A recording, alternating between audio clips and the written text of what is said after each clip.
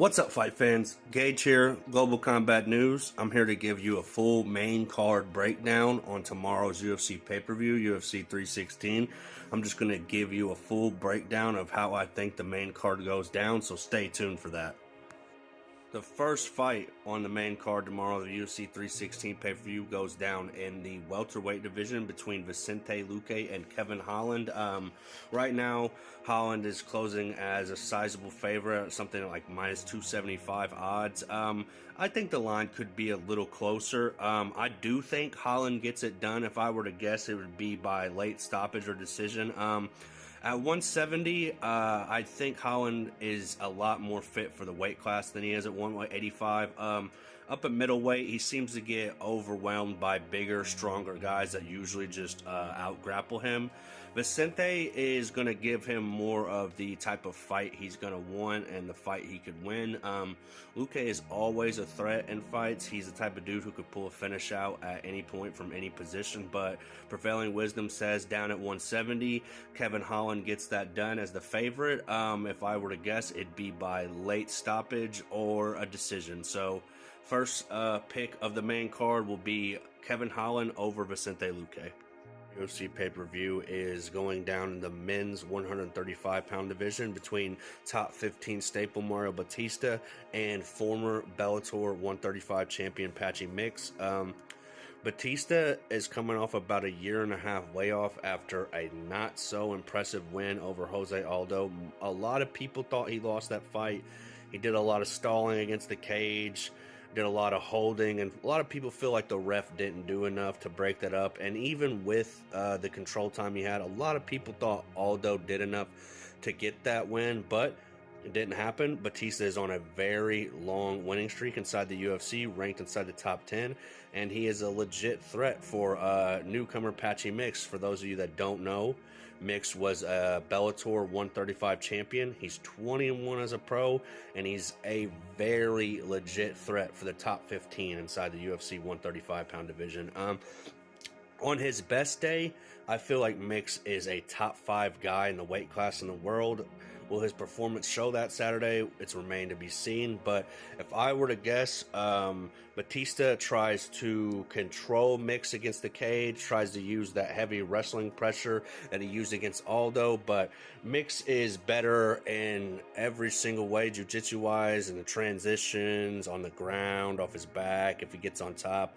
If I were to guess, at some point during an exchange against the cage, Mix locks up something like a guillotine, Kimura. You know, he's got a plethora of subs, and it wouldn't surprise me if he doesn't pull one out of anywhere. So if I were to guess on this one, I'd take Patchy Mix by sub inside of 2 rounds. A lot of people like Batista because he's more known to the UFC fan base, but for those of you that don't know Patchy Mix, you're going to want to tune in and watch this one because I think he wins in dominant fashion. And like I said, put that money on a submission, if I were to guess, inside of 2 rounds. The next fight on the main card goes down in the middleweight division between UFC staple Kelvin Gastelum and fan favorite Joe Pyfer. I'm not going to sugarcoat it. Gastelum is heavily undersized for the middleweight division. I've always said it. He's more sustained for success at welterweight or even down at lightweight if he could somehow make that weight. He is about 5'7", 5'8", 5'9" on a good day. He shouldn't be fighting at 185, and he's a little over the hill at this point. There's a reason Pyfer is a heavy, like, minus 600 favorite, I think, at this point. He's bigger, he's stronger, he's more athletic, and he definitely has the KO power. Gastelum probably has the hand speed, you would think, and he might be able to keep Pyfer at a distance and make this fight interesting. For the line, I would say it wouldn't be bad money to put money on Gastelum as this sizable as an underdog, but in my straight picks, I believe I'll have Pyfer by KO inside of 2 rounds. So if you want to make the pick more on my straight picks, you take Pyfer by KO inside 2. If you want to make a pick based on good betting money, you definitely take Gastelum as a sizable underdog because he does have the skill to beat anyone in the world. I just feel like at 185 he is more or less outgunned against the bigger, stronger, more powerful guys in the weight class, and Pyfer can crack. So give me Joe Pyfer by KO inside 2. Next up on the UFC pay-per-view, we have our first of 2 title fights on the night, as we see the Women's Bantamweight Championship put on the line between champion Juliana Pena, looking to make her first successful title defense and her second reign as champion. She will have her hands full tomorrow night with former PFL lightweight champion Kayla Harrison. Harrison is a very decorated judo player back in the day. She was an Olympic gold medalist. She's also a multiple-time PFL lightweight champion, and she's probably one of the strongest grapplers in the history of women's MMA. If she gets you down, it's almost a certainty that she eventually locks up that sub and gets a victory. Pena, on the other hand, is coming off of a close win over Raquel Pennington to claim the title.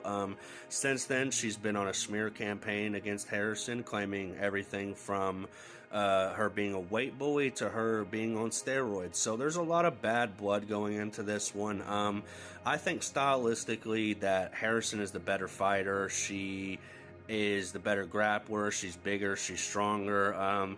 Pena probably has an advantage striking, but it's not as if she's a world-class striker, so I don't think that's enough to get it done. If I were to guess, Harrison gets her down at some point in the first 2 rounds and locks up a submission. If I were to guess, it ends up being maybe a rear naked choke or armbar, guillotine, something along those lines.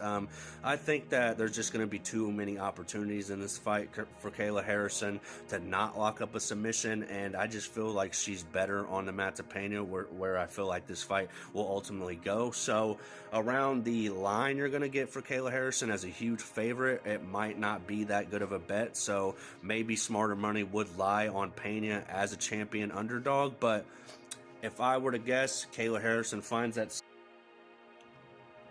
And last but not least, in tomorrow night's main event, we have defending champion Merab Dvalishvili defending his bantamweight title against former champion Sugar Sean O'Malley. Dvalishvili is obviously the favorite. He's beat O'Malley once, and he's looked pretty much untouchable in his entire UFC run, besides one loss that I don't really think matters here.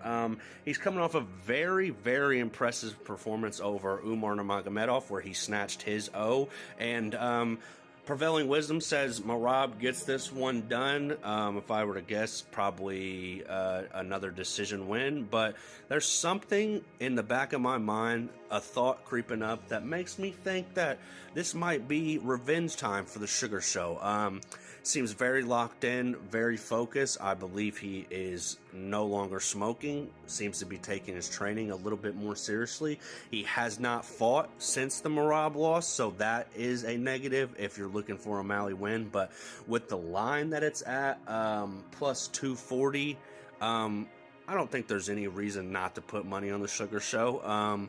Like I said, prevailing wisdom says that Merab probably gets it done the same way he did in the first one, but for the type of fight that O'Malley gives you, the sniper action, the big shots from a distance that he can put on anyone in this weight class, I don't think there's any reason not to take Sean O'Malley. If I had to guess, I'd say he pulls out a KO some point in rounds 3 or 4.